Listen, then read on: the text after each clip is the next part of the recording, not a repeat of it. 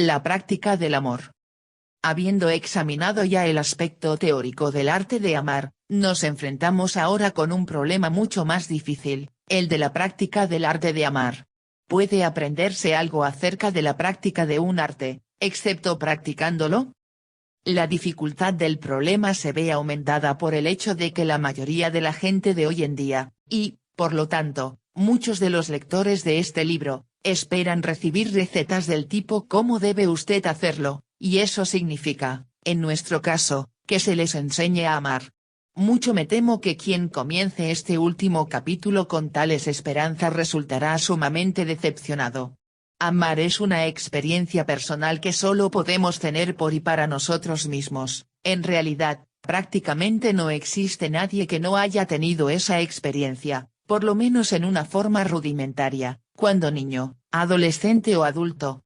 Lo que un examen de la práctica del amor puede hacer es considerar las premisas del arte de amar, los enfoques, por así decirlo, de la cuestión, y la práctica de esas premisas y esos enfoques.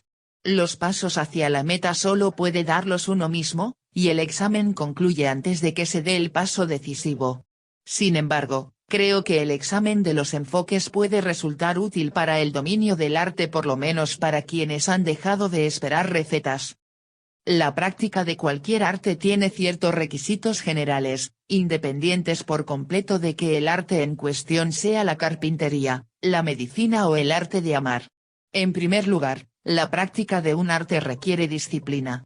Nunca haré nada bien si no lo hago de una manera disciplinada. Cualquier cosa que haga solo porque estoy en el estado de ánimo apropiado, puede constituir un hobby agradable o entretenido, mas nunca llegaré a ser un maestro en ese arte. Pero el problema no consiste únicamente en la disciplina relativa a la práctica de un arte particular, digamos practicar todos los días durante cierto número de horas, sino en la disciplina en toda la vida. Podía pensarse que para el hombre moderno nada es más fácil de aprender que la disciplina.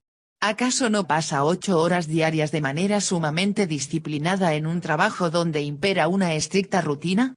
Lo cierto, en cambio, es que el hombre moderno es excesivamente indisciplinado fuera de la esfera del trabajo. Cuando no trabaja, quiere estar ocioso, haraganear, o, para usar una palabra más agradable, relajarse. Ese deseo de ociosidad constituye, en gran parte, una reacción contra la rutinización de la vida. Precisamente porque el hombre está obligado durante 8 horas diarias a gastar su energía con fines ajenos, en formas que no le son propias, sino prescritas por el ritmo del trabajo, se rebela, y su rebeldía toma la forma de una complacencia infantil para consigo mismo.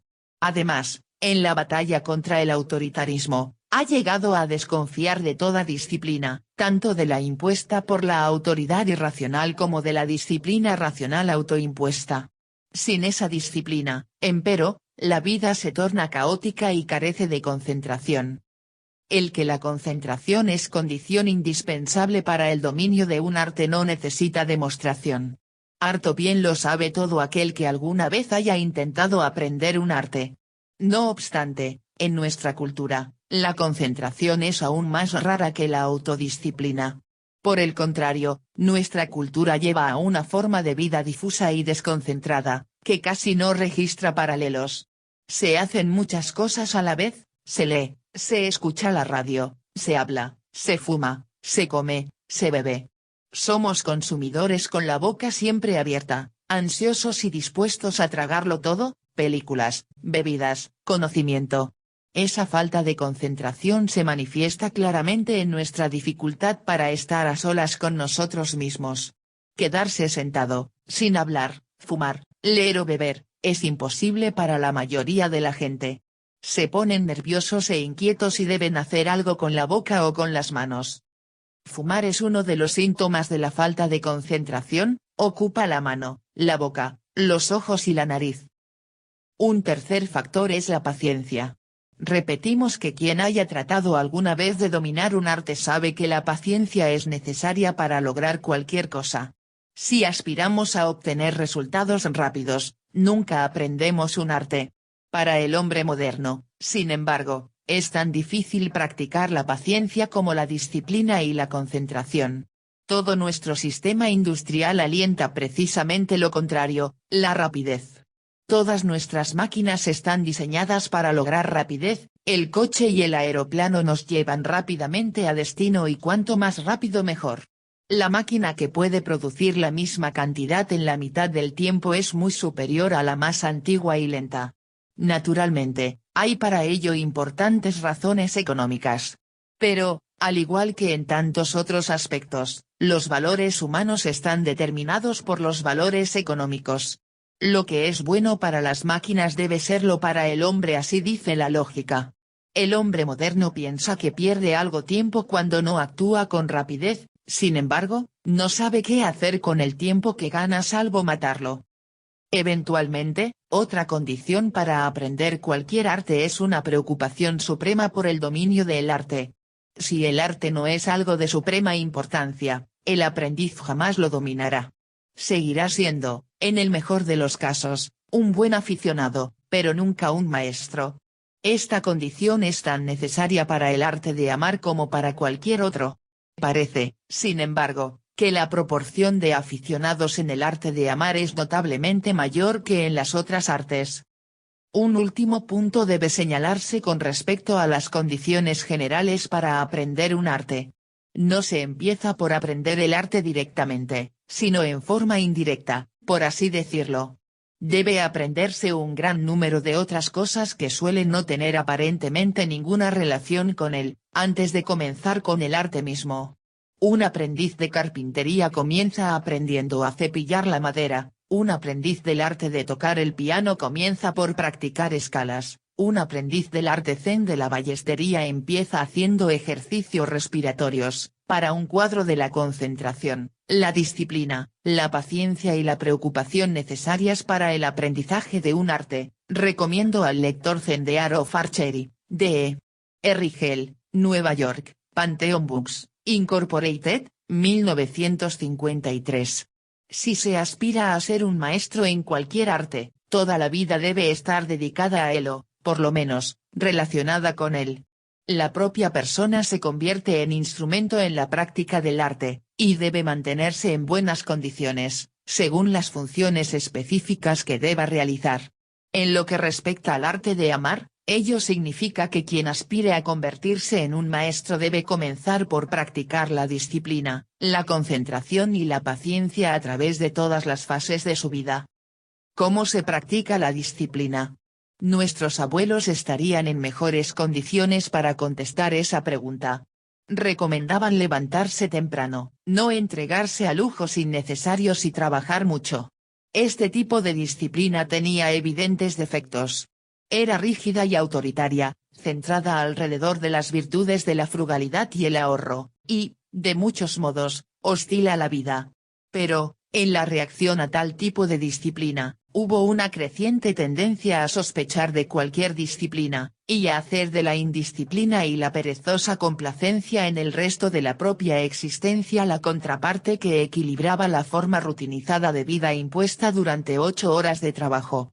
Levantarse a una hora regular, dedicar un tiempo regular durante el día a actividades tales como meditar, leer, escuchar música, caminar, no permitirnos, por lo menos dentro de ciertos límites, actividades escapistas, como novelas policiales y películas, no comer ni beber demasiado, son normas evidentes y rudimentarias. Sin embargo, es esencial que la disciplina no se practique como una regla impuesta desde afuera, sino que se convierta en una expresión de la propia voluntad, que se sienta como algo agradable, y que uno se acostumbre lentamente a un tipo de conducta que puede llegar a extrañar si deja de practicarla. Uno de los aspectos lamentables de nuestro concepto occidental de la disciplina, como de toda virtud, es que se supone que su práctica debe ser algo penosa y solo si es penosa es buena. El Oriente ha reconocido hace mucho que lo que es bueno para el hombre para su cuerpo y para su alma también debe ser agradable, aunque al comienzo haya que superar algunas resistencias. La concentración es, con mucho, más difícil de practicar en nuestra cultura, en la que todo parece estar en contra de la capacidad de concentrarse. El paso más importante para llegar a concentrarse es aprender a estar solo con uno mismo sin leer, escuchar la radio, fumar o beber. Sin duda, ser capaz de concentrarse significa poder estar solo con uno mismo y esa habilidad es precisamente una condición para la capacidad de amar. Si estoy ligado a otra persona porque no puedo pararme sobre mis propios pies, ella puede ser algo así como un salvavidas, pero no hay amor en tal relación. Paradójicamente, la capacidad de estar solo es la condición indispensable para la capacidad de amar. Quien trate de estar solo consigo mismo descubrirá cuán difícil es. Comenzará a sentirse molesto, inquieto, e incluso considerablemente angustiado. Se inclinará a racionalizar su deseo de no seguir adelante con esa práctica, pensando que no tiene ningún valor, que es tonta, que lleva demasiado tiempo, y así en adelante. Observará a sí mismo que llegan a su mente toda clase de pensamientos que lo dominan. Se encontrará pensando acerca de sus planes para el resto del día, o sobre alguna dificultad en el trabajo que debe realizar, o sobre lo que hará esa noche, o sobre cualquier cosa que le ocupe la mente, antes que permitir que ésta se vacíe. Sería útil practicar unos pocos ejercicios simples, como, por ejemplo, sentarse en una posición relajada, ni totalmente flojo ni rígido, cerrar los ojos y tratar de ver una pantalla blanca frente a los ojos, tratando de alejar todas las imágenes y los pensamientos que interfieran, luego intentar seguir la propia respiración, no pensar en ella, ni forzarla, sino seguirla y, al hacerlo, percibirla, tratar además de lograr una sensación de yo igual mí mismo, como centro de mis poderes, como creador de mi mundo. Habría que realizar tal ejercicio de concentración por lo menos todas las mañanas durante 20 minutos, y, si es posible, más tiempo, y todas las noches antes de acostarse 2. Si bien existe abundante cantidad de teoría y práctica sobre ese tema en las culturas orientales, especialmente en la India, también se han hecho en los últimos años intentos similares en Occidente. El más importante, en mi opinión, es la escuela de Hindler, cuyo fin es la percepción del propio cuerpo. Para la comprensión del método de Hindler, véase el trabajo de Charlotte Selber, en sus cursos y conferencias en la New School de Nueva York. Además de esos ejercicios, hay que aprender a concentrarse en todo lo que uno hace, sea escuchar música, leer un libro, hablar con una persona, contemplar un paisaje. En ese momento, la actividad debe ser lo único que cuenta, aquello a lo que uno se entrega por completo. Si uno está concentrado, poco importa qué está haciendo, las cosas importantes, tanto como las insignificantes, toman una nueva dimensión de la realidad, porque están llenas de la propia atención.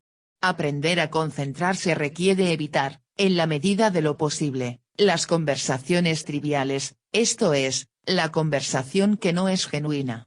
Si dos personas hablan acerca del crecimiento de un árbol que ambas conocen, del gusto del pan que acaban de comer juntas, o de una experiencia común en el trabajo, tal conversación puede ser pertinente, siempre y cuando experimenten lo que hablan y no se refieran a ese tema de una manera abstracta. Por otro lado, una conversación puede referirse a cuestiones religiosas o políticas y ser, no obstante, trivial. Ello ocurre cuando las dos personas hablan en clichés, cuando no sienten lo que dicen.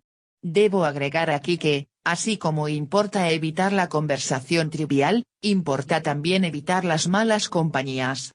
Por malas compañías no entiendo solo la gente viciosa y destructiva, cuya órbita es venenosa y deprimente.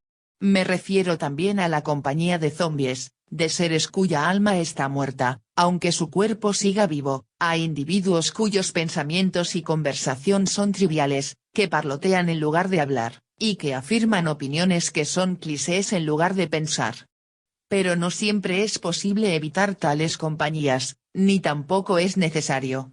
Si uno no reacciona en la forma esperada, es decir, con clichés y trivialidades sino directa y humanamente, descubrirá con frecuencia que esa gente modifica su conducta, muchas veces con la ayuda de la sorpresa producida por el choque de lo inesperado. Concentrarse en la relación con otros significa fundamentalmente poder escuchar. La mayoría de la gente oye a los demás, y aún da consejos, sin escuchar realmente. No toman en serio las palabras de la otra persona, y tampoco les importan demasiado sus propias respuestas. Resultado de ello, la conversación los cansa. Encuéntranse bajo la ilusión de que se sentirían aún más cansados si escucharan con concentración. Pero lo cierto es lo contrario. Cualquier actividad, realizada en forma concentrada, tiene un efecto estimulante, aunque luego aparezca un cansancio natural y benéfico. Cualquier actividad no concentrada, en cambio, causa somnolencia, y al mismo tiempo hace difícil conciliar el sueño al final del día. Estar concentrado significa vivir plenamente en el presente, en el aquí y el ahora, y no pensar en la tarea siguiente mientras estoy realizando otra. Es innecesario decir que la concentración debe ser sobre todo practicada por personas que se aman mutuamente. Deben aprender a estar el uno cerca del otro, sin escapar de las múltiples formas acostumbradas. El comienzo de la práctica de la concentración es difícil, se tiene la impresión de que jamás se logrará la finalidad buscada. Ello implica, evidentemente, la necesidad de tener paciencia. Si uno no sabe que todo tiene su momento, y quiere forzar las cosas, entonces es indudable que nunca logrará concentrarse tampoco en el arte de amar. Para tener una idea de lo que es la paciencia, basta con observar a un niño que aprende a caminar. Se cae, vuelve a caer, una y otra vez, y sin embargo sigue ensayando, mejorando, hasta que un día camina sin caerse. ¿Qué no podría lograr la persona adulta si tuviera la paciencia del niño y su concentración en los fines que son importantes para él? Es imposible aprender a concentrarse sin hacerse sensible a uno mismo. ¿Qué significa eso? ¿Que hay que pensar continuamente en uno mismo, analizarse, o qué? Si habláramos de ser sensible a una máquina, no habría dificultad para explicar lo que eso significa. Cualquiera que, por ejemplo, maneja un auto, es sensible a él. Advierte hasta un pequeño ruido inusual, o un insignificante cambio de la aceleración del motor. De la misma forma, el conductor es sensible a las irregularidades en la superficie del camino, a los movimientos de los coches que van detrás y delante de él. Sin embargo, no piensa en todos esos factores, su mente se encuentra en estado de serenidad vigilante, abierta a todos los cambios relacionados con la situación en la que está concentrado, manejar el coche sin peligro. Si consideramos la situación de ser sensible a otro ser humano, encontramos el ejemplo más obvio en la sensibilidad y correspondencia de una madre para con su hijo. Ella nota ciertos cambios corporales, exigencias y angustias, antes de que el niño los manifieste abiertamente. Se despierta porque su hijo llora, si bien otro sonido más fuerte no hubiera interrumpido su sueño.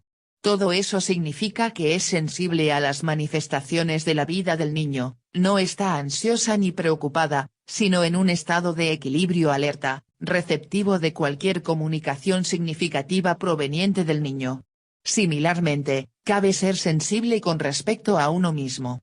Tener conciencia, por ejemplo, de una sensación de cansancio o depresión, y en lugar de entregarse a ella y aumentarla por medio de pensamientos deprimentes que siempre están a mano, preguntarse, ¿qué ocurre? ¿Por qué estoy deprimido?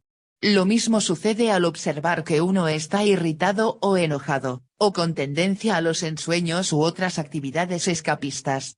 En cada uno de esos casos, lo que importa es tener conciencia de ellos y no racionalizarlos en las mil formas en que es factible hacerlo, además estar atentos a nuestra voz interior, que nos dice por lo general inmediatamente por qué estamos angustiados, deprimidos, irritados. La persona media es sensible a sus procesos corporales, advierte los cambios y los más insignificantes dolores. Ese tipo de sensibilidad corporal es relativamente fácil de experimentar, porque la mayoría de las personas tienen una imagen de lo que es sentirse bien. Una sensibilidad semejante para con los procesos mentales es más difícil, porque muchísima gente no ha conocido nunca a alguien que funcione óptimamente. Toman el funcionamiento psíquico de sus padres y parientes, o del grupo social en el que han nacido, como norma, y, mientras no difieren de esta, se sienten normales y no tienen interés en observar nada. Hay mucha gente, por ejemplo, que jamás ha conocido a una persona amante, o a una persona con integridad, valor o concentración. Es notorio que, para ser sensible con respecto a uno mismo, hay que tener una imagen del funcionamiento humano completo y sano. Pero, ¿cómo es posible adquirir experiencia si no se la ha tenido en la propia infancia o en la vida adulta? Por cierto que no existe ninguna respuesta sencilla a tal pregunta, pero esta señala un factor muy crítico de nuestro sistema educativo. Si bien impartimos conocimiento, estamos descuidando la enseñanza más importante para el desarrollo humano, la que solo puede impartirse por la simple presencia de una persona madura y amante. En épocas anteriores de nuestra cultura, o en la China y la India, el hombre más valorado era el que poseía cualidades espirituales sobresalientes. Ni siquiera el maestro era única, o primariamente, una fuente de información, sino que su función consistía en transmitir ciertas actitudes humanas.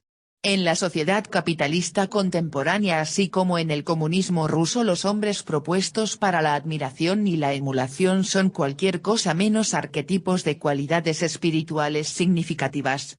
Los que el público admira esencialmente son los que dan al hombre corriente una sensación de satisfacción substitutiva. Estrellas cinematográficas, animadores radiales, periodistas, importantes figuras del comercio o el gobierno, tales son los modelos de emulación. A menudo su principal calificación para esa función es que han logrado aparecer en letras de molde. Sin embargo, la situación no parece totalmente irremediable. Si se contempla el hecho de que un hombre como Albert Schweitzer se haya hecho famoso en los Estados Unidos, si se tienen en cuenta las múltiples posibilidades de familiarizar a nuestra juventud con personalidades históricas y contemporáneas que demuestran lo que los seres humanos pueden lograr como tales, y no como anfitriones, en el sentido más amplio de la palabra, si se piensa en las grandes obras de la literatura y el arte de todas las épocas, parece que existe la posibilidad de crear una visión de un buen funcionamiento humano, y por lo tanto una sensibilidad al mal funcionamiento. Si no lográramos mantener viva una visión de la vida madura, entonces indudablemente nos veríamos frente a la probabilidad de que nuestra tradición cultural se derrumbe. Esa tradición no se basa fundamentalmente en la transmisión de cierto tipo de conocimiento, sino en la de ciertas clases de rasgos humanos. Si la generación siguiente deja de ver esos rasgos, se derrumbará una cultura de 5000 años, aunque su conocimiento se transmita y se siga desarrollando. Hasta aquí me he referido a las condiciones para la práctica de cualquier arte. Examinaré ahora las cualidades de particular importancia para la capacidad de amar. De acuerdo con lo dicho sobre la naturaleza del amor, la condición fundamental para el logro del amor es la superación del propio narcisismo. En la orientación narcisista se experimenta como real solo lo que existe en nuestro interior, mientras que los fenómenos del mundo exterior carecen de realidad de por sí y se experimentan solo desde el punto de vista de su utilidad o peligro para uno mismo. El polo opuesto del narcisismo es la objetividad, es la capacidad de ver a la gente y las cosas tal como son, objetivamente, y poder separar esa imagen objetiva de la imagen formada por los propios deseos y temores. En todas las formas de psicosis hay una incapacidad extrema para ser objetivo. Para el insano, la única realidad que existe es la que está dentro de él, la de sus temores y deseos. Ve el mundo exterior como símbolos de su mundo interior, como su creación. Y todos procedemos de idéntica manera cuando soñamos. En el sueño producimos hechos, ponemos dramas en escena, que constituyen la expresión de nuestros anhelos y temores, aunque algunas veces también de nuestras intuiciones y juicios, y, mientras dormimos, estamos convencidos de que el producto de nuestros sueños es tan real como la realidad que percibimos en el estado de vigilia. El insano o el soñador carecen completamente de una visión objetiva del mundo exterior, pero todos nosotros somos más o menos insanos, o estamos más o menos dormidos, todos nosotros tenemos una visión no objetiva del mundo, que está deformada por nuestra orientación narcisista. ¿Es necesario dar ejemplos? Cualquiera puede encontrarlos fácilmente observándose a sí mismo, a sus vecinos y leyendo los diarios, varían únicamente en el grado de deformación narcisista de la realidad. Una mujer, por ejemplo, llama al médico, diciendo que quiere visitarlo en su consultorio esa tarde. El médico responde que no tiene tiempo ese día, pero que puede atenderla al día siguiente. La respuesta de la mujer es, pero, doctor, vivo solo a 5 minutos de su consultorio. No puede entender la explicación del médico de que a él no le ahorra tiempo que la distancia sea tan corta. Ella experimenta la situación narcisísticamente, puesto que ella ahorra tiempo, él ahorra tiempo, para ella, la única realidad es ella misma. Menos extremas, tal vez menos evidentes, son las deformaciones tan comunes en las relaciones interpersonales.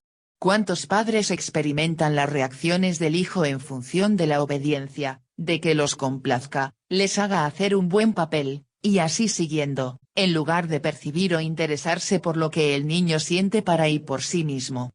¿Cuántos esposos ven a sus mujeres como dominadoras porque su propia relación con sus madres les hace interpretar cualquier demanda como una limitación de su libertad? ¿Cuántas esposas piensan que sus maridos son ineficaces o estúpidos porque no responden a la fantasía del espléndido caballero que construyeron en su infancia? En lo que a las naciones extranjeras atañe, la falta de objetividad es más que notoria. De un día para el otro, una nación pasa a ser considerada totalmente depravada y perversa, al tiempo que la propia nación representa todo lo que es bueno y noble. Toda acción del enemigo se juzga según una norma, y toda acción propia según otra. Hasta las buenas obras realizadas por el enemigo se consideran signos de una perversidad particular con las que se propone engañar a nuestro país y al mundo, en tanto que nuestras malas acciones son necesarias y encuentran justificación en las nobles finalidades que sirven. Es indudable que si examinamos la relación entre las naciones, tanto como entre los individuos, llegamos a la conclusión de que la objetividad es la excepción, y lo corriente una deformación narcisista en mayor o menor grado. La facultad de pensar objetivamente es la razón, la actitud emocional que corresponde a la razón es la humildad. Ser objetivo, utilizar la propia razón, solo es posible si se ha alcanzado una actitud de humildad, si se ha emergido de los sueños de omnisciencia y omnipotencia de la infancia.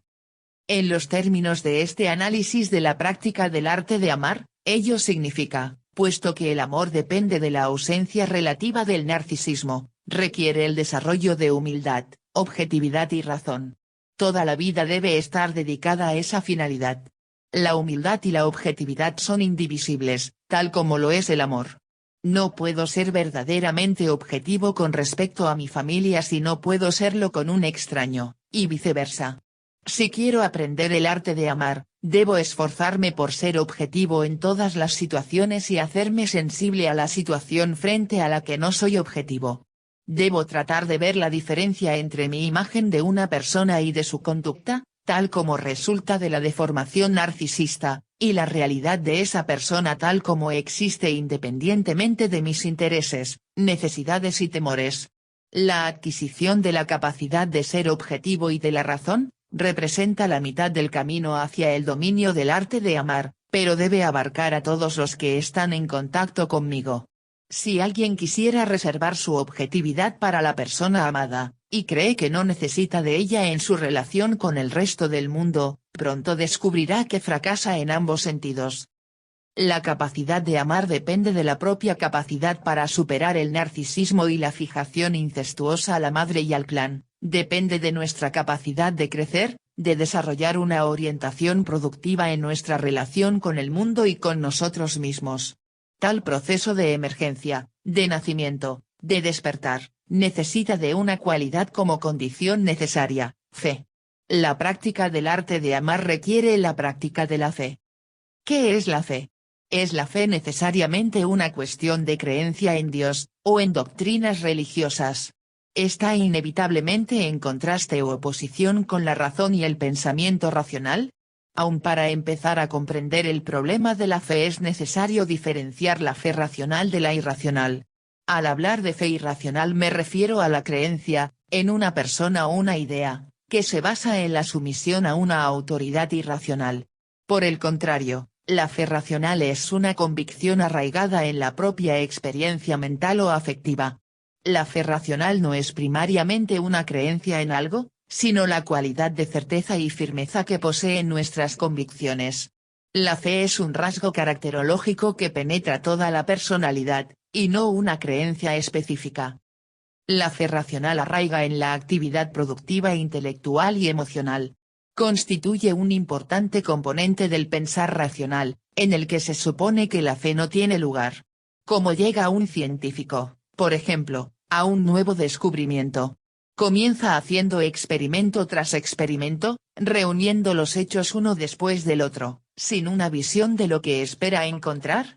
Es excepcional que, un descubrimiento realmente importante se haya hecho de esa manera en cualquier terreno.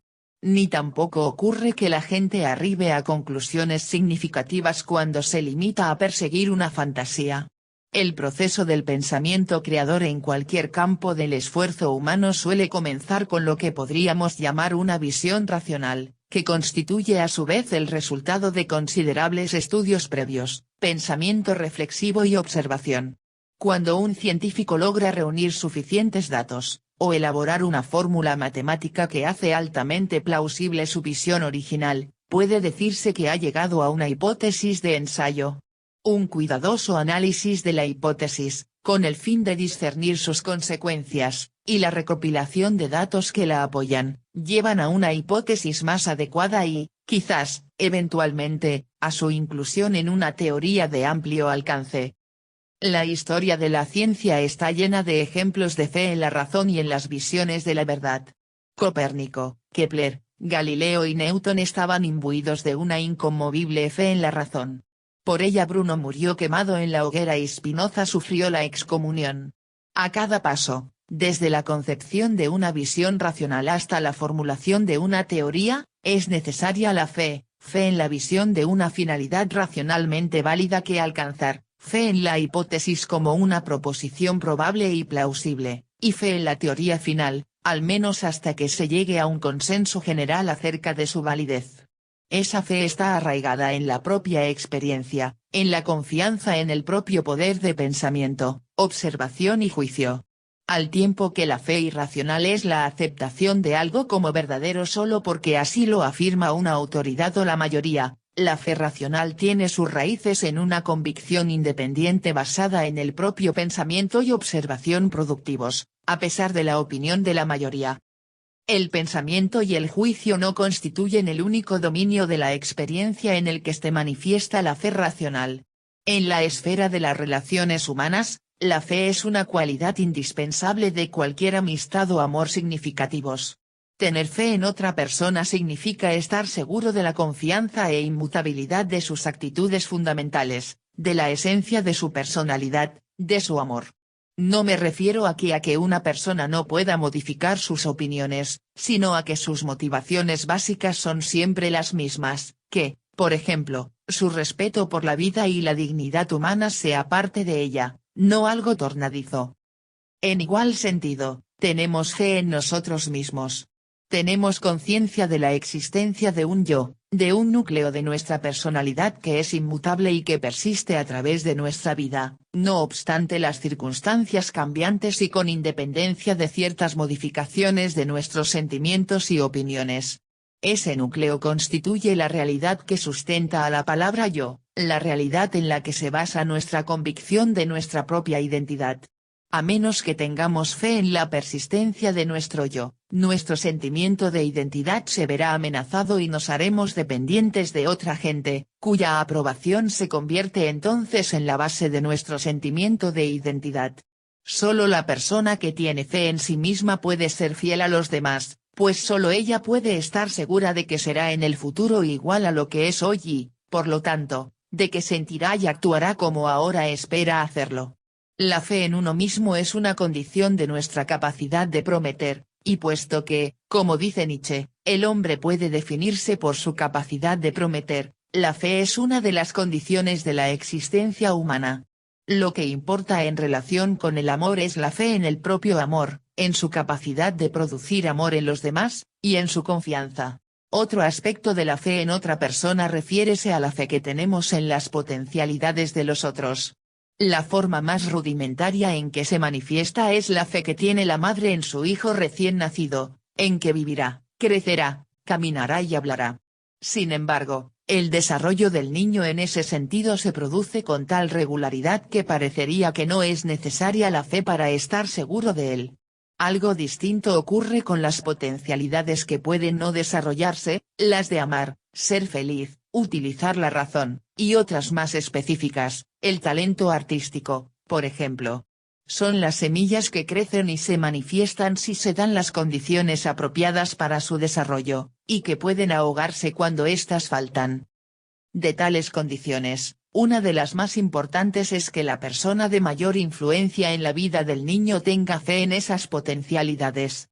La presencia de dicha fe es lo que determina la diferencia entre educación y manipulación. Educación significa ayudar al niño a realizar sus potencialidades. La raíz de la palabra educación es educere, literalmente, conducir desde, o extraer algo que existía potencialmente. Lo contrario de la educación es la manipulación, que se basa en la ausencia de fe, en el desarrollo de las potencialidades y en la convicción de que un niño será como corresponde solo si los adultos le inculcan lo que es deseable y suprimen lo que parece indeseable. No hay necesidad de tener fe en el robot, puesto que tampoco hay vida en él. La fe en los demás culmina en la fe en la humanidad. En el mundo occidental, esa fe se expresa en términos religiosos en la religión judeo-cristiana, y en lenguaje secular tiene su expresión más poderosa en las ideas políticas y sociales humanísticas de los últimos 150 años. Al igual que la fe en el niño, se basa en la idea de que las potencialidades del hombre son tales que, dadas las condiciones apropiadas, podrá construir un orden social gobernado por los principios de igualdad, justicia y amor. El hombre no ha logrado aún construir ese orden, y, por lo tanto, la convicción de que puede hacerlo necesita fe.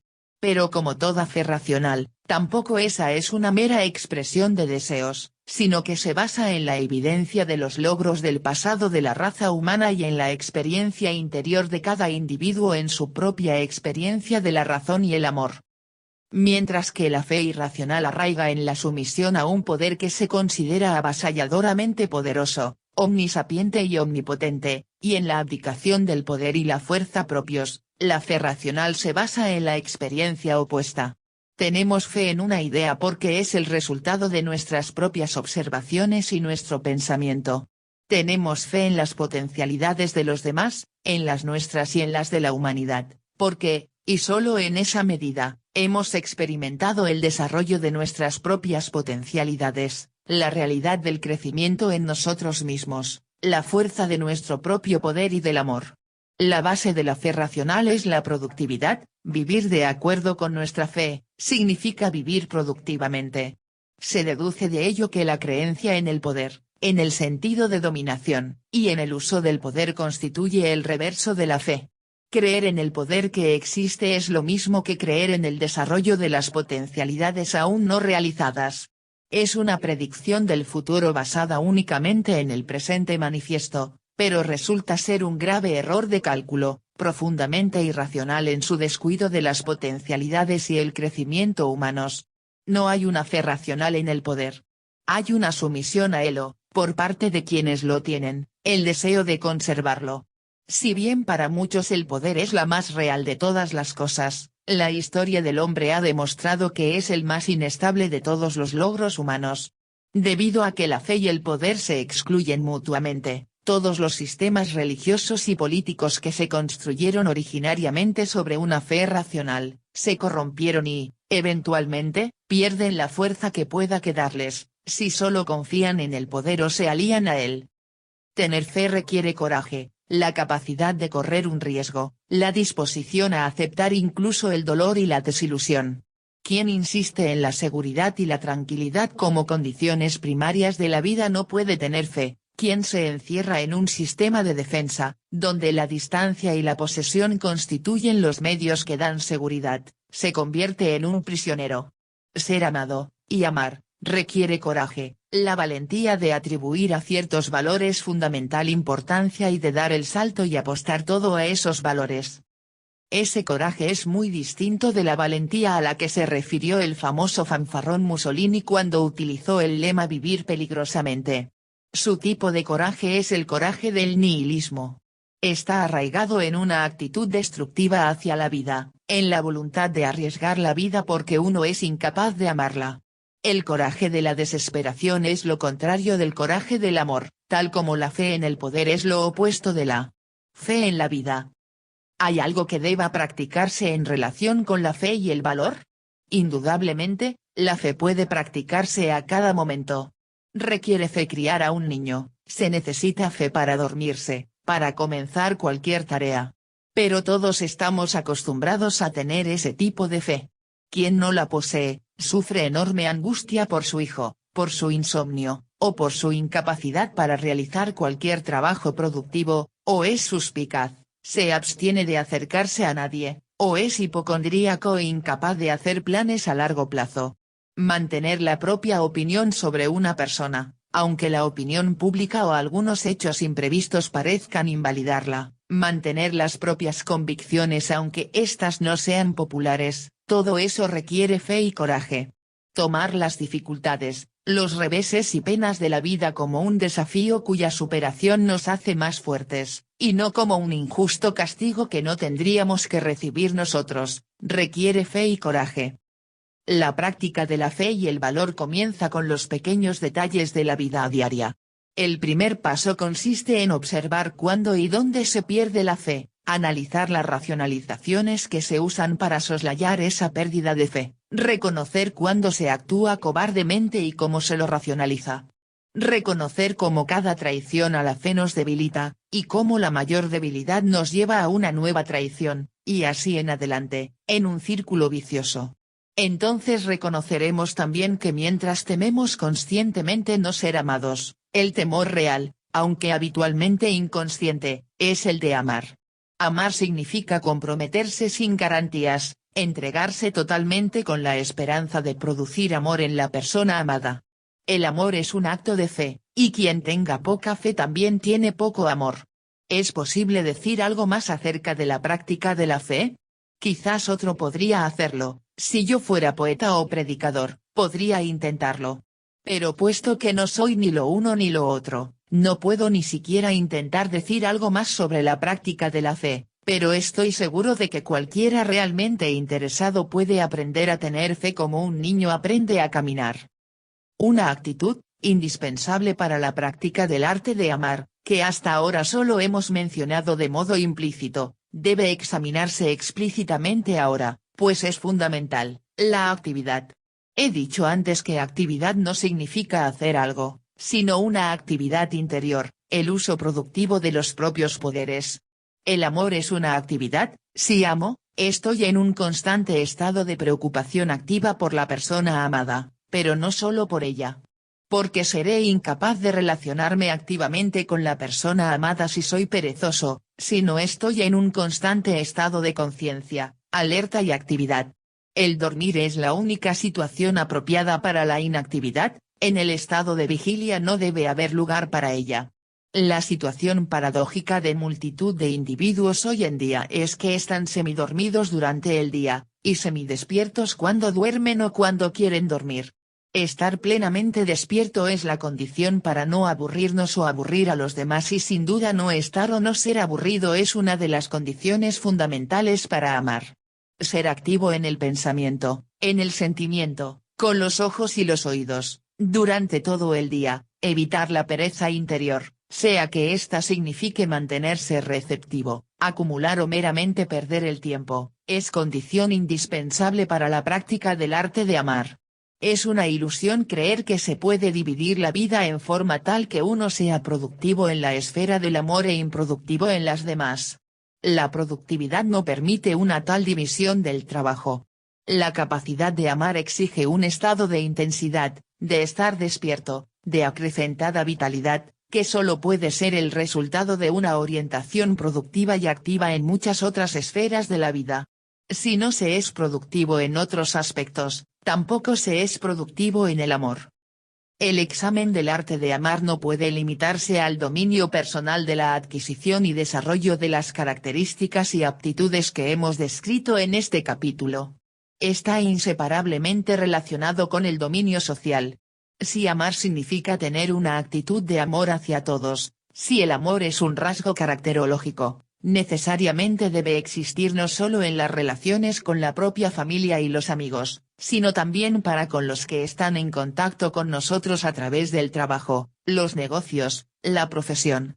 No hay una división del trabajo entre el amor a los nuestros y el amor a los ajenos. Por el contrario, la condición para la existencia del primero es la existencia del segundo. Comprender esto seriamente sin duda implica un cambio bastante drástico con respecto a las relaciones sociales acostumbradas. Si bien se habla mucho del ideal religioso del amor al prójimo, nuestras relaciones están de hecho determinadas, en el mejor de los casos, por el principio de equidad. Equidad significa no engañar ni hacer trampas en el intercambio de artículos y servicios, o en el intercambio de sentimientos. Te doy tanto como tú me das, así en los bienes materiales como en el amor, es la máxima ética predominante en la sociedad capitalista. Hasta podría decirse que el desarrollo de una ética de la equidad es la contribución ética particular de la sociedad capitalista. Las razones de tal situación radican en la naturaleza misma de la sociedad capitalista.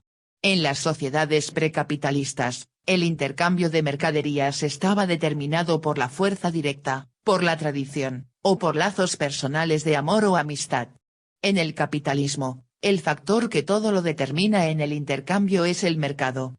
Se trate del mercado de productos, del laboral o del de servicios, cada persona trueca lo que tiene para vender por lo que quiere conseguir en las condiciones del mercado, sin recurrir a la fuerza o al fraude.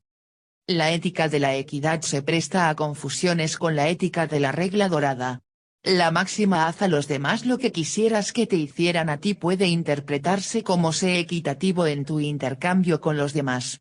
Pero, en realidad, se formuló originalmente como una versión popular del ama a tu prójimo como a ti mismo bíblico. Por cierto, la norma judeocristiana de amor fraternal es totalmente diferente de la ética de la equidad. Significa amar al prójimo, es decir, sentirse responsable por él y uno con él, mientras que la ética equitativa significa no sentirse responsable y unido, sino distante y separado, significa respetar los derechos del prójimo, pero no amarlo. No es un accidente el que la regla dorada se haya convertido en la más popular de las máximas religiosas actuales, obedece ello a que es susceptible de interpretarse en términos de una ética equitativa que todos comprenden y están dispuestos a practicar. Pero la práctica del amor debe comenzar por reconocer la diferencia entre equidad y amor. Aquí, sin embargo, surge un importante problema. Si toda nuestra organización social y económica está basada en el hecho de que cada uno trate de conseguir ventajas para sí mismo, si está regida por el principio del egoísmo atemperado solo por el principio ético de equidad, ¿cómo es posible hacer negocios, actuar dentro de la estructura de la sociedad existente y, al mismo tiempo, practicar el amor? ¿No implica lo segundo renunciar a todas las preocupaciones seculares y compartir la vida de los más pobres? Los monjes cristianos y personas tales como Tolstoy, Albert Schweitzer y Simone Weil han planteado y resuelto ese problema en forma radical. Otros, comparece el artículo de Herbert Marcuse, The Social Implications of Psychoanalytic Revisionism, Dissent, Nueva York, verano de 1956. Comparten la opinión de que en nuestra sociedad existe una incompatibilidad básica entre el amor y la vida secular normal.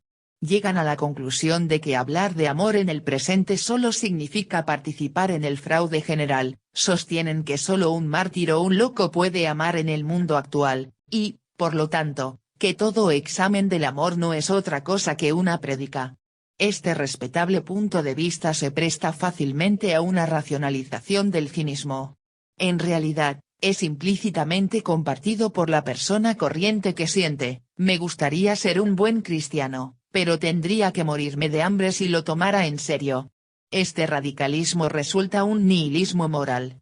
Tanto los pensadores radicales como la persona corriente son autómatas carentes de amor, y la única diferencia entre ellos consiste en que la segunda no tiene conciencia de serlo, mientras que los primeros conocen y reconocen la necesidad histórica de ese hecho. Tengo la convicción de que la respuesta a la absoluta incompatibilidad del amor y la vida normal solo es correcta en un sentido abstracto. El principio sobre el que se basa la sociedad capitalista y el principio del amor son incompatibles. Pero la sociedad moderna en su aspecto concreto es un fenómeno complejo. El vendedor de un artículo inútil, por ejemplo, no puede operar económicamente sin mentir. Un obrero especializado, un químico o un médico pueden hacerlo. De manera similar, un granjero, un obrero, un maestro y muchos tipos de hombres de negocios pueden tratar de practicar el amor sin dejar de funcionar económicamente.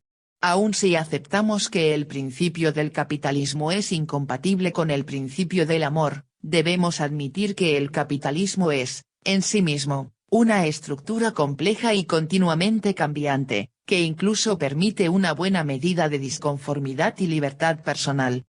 Con esa afirmación, sin embargo, no deseo significar que podemos esperar que el sistema social actual continúe indefinidamente, y, al mismo tiempo, confiar en la realización del ideal de amor hacia nuestros hermanos.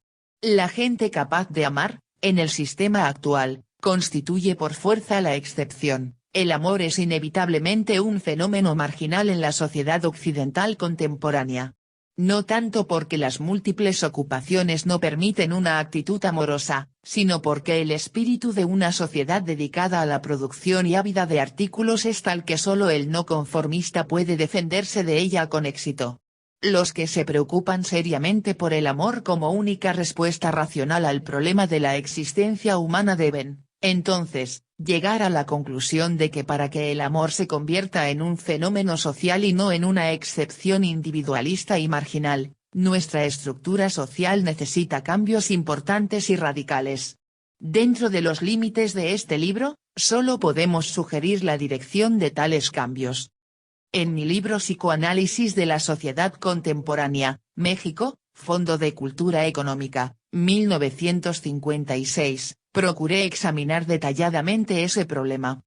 Nuestra sociedad está regida por una burocracia administrativa, por políticos profesionales, los individuos son motivados por sugestiones colectivas, su finalidad es producir más y consumir más, como objetivos en sí mismos. Todas las actividades están subordinadas a metas económicas, los medios se han convertido en fines, el hombre es un autómata bien alimentado, bien vestido, pero sin interés fundamental alguno en lo que constituye su cualidad y función peculiarmente humana. Si el hombre quiere ser capaz de amar, debe colocarse en su lugar supremo. La máquina económica debe servirlo, en lugar de ser él quien esté a su servicio.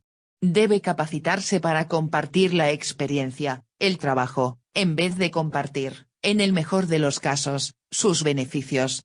La sociedad debe organizarse en tal forma que la naturaleza social y amorosa del hombre no esté separada de su existencia social, sino que se una a ella. Si es verdad, como he tratado de demostrar, que el amor es la única respuesta satisfactoria al problema de la existencia humana, entonces toda sociedad que excluya, relativamente, el desarrollo del amor, a la larga perece a causa de su propia contradicción con las necesidades básicas de la naturaleza del hombre. Hablar del amor no es predicar, por la sencilla razón de que significa hablar de la necesidad fundamental y real de todo ser humano. Que esa necesidad haya sido oscurecida no significa que no exista. Analizar la naturaleza del amor es descubrir su ausencia general en el presente y criticar las condiciones sociales responsables de esa ausencia. Tener fe en la posibilidad del amor como un fenómeno social y no solo excepcional e individual, es tener una fe racional basada en la comprensión de la naturaleza misma del hombre.